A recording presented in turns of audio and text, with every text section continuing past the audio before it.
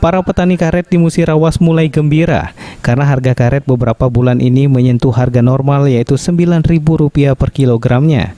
Sebelumnya sempat terpuruk saat wabah corona melanda dunia. Kini harga karet di Kabupaten Musirawas menyentuh angka normal, yaitu di angka Rp9.000 per kilonya. Salah seorang pengepul karet, Tony, mengaku sangat gembira dengan harga karet saat ini mulai menyentuh angka normal yaitu Rp9.000.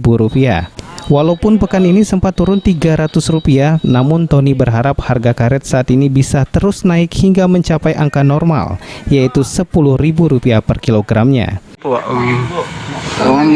Minggu biasa tuh agak turun 300-an lah, lebih kurang. Turun 300 dalam seminggu ini ya? Dalam minggu ini.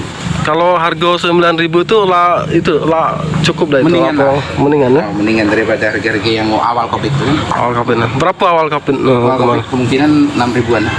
6.000-an. Dengan harga 9.000 saat ini untuk bahan pokok saat ini normal dah itu? Mendingan. Mendingan ya? Adi Aryanza, PAL TV.